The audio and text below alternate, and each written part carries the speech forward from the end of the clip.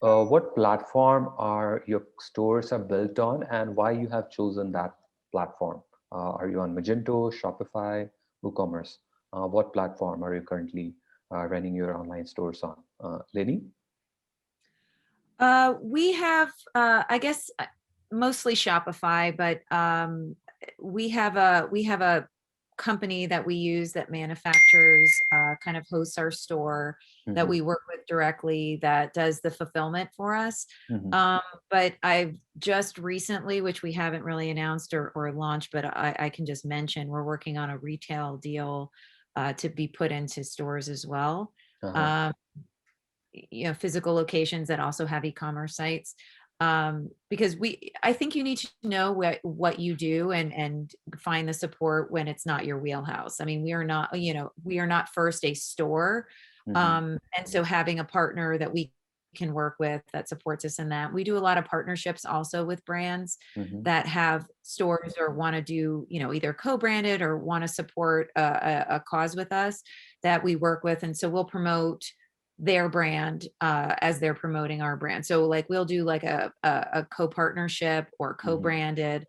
We just did one, like I said, with uh, Custom Ink, and we're doing another. I did one with Poodoos, which was one of Oprah's favorite things. They have like socks and hats and things, and they did a co-branded product with us, and so we'll both promote that to raise awareness and get information to both markets, Mm-hmm. um, and to educate their people. But we've worked with all different luxury brands.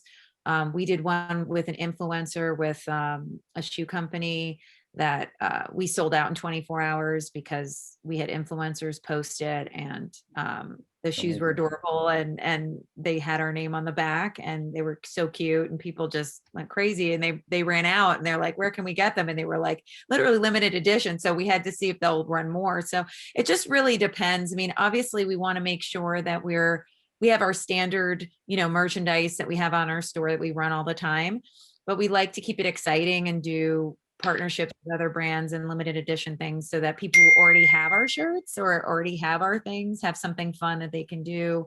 It makes a good gift for someone, who's dealing with it, and someone who wants to support, and all the money, 100% of all the money that we raise is going to the cause. So Wonderful. it's a little different, obviously, with what Elisa's trying to do. She has to, obviously it's a profitable business, but we're trying to have all the money be going to the cause. So we have to worry about, making sure that if we partner with somebody that we're raising the money that we need to raise, and we're not spending it all on product, which of course Gotcha. everybody has to do. But we have donors to answer to, and we're trying to make sure that we're doing right by them and that we're fulfilling both sides of that. And so sometimes brands will donate to us. Like if we're doing an event, like we mentioned, the tickets, I will reach out sometimes to companies, and they may donate the shirts for that event and Mm-hmm. get them printed. And so that way we can now have all that money go to the cause. I mean, we can't do Gotcha. that every time,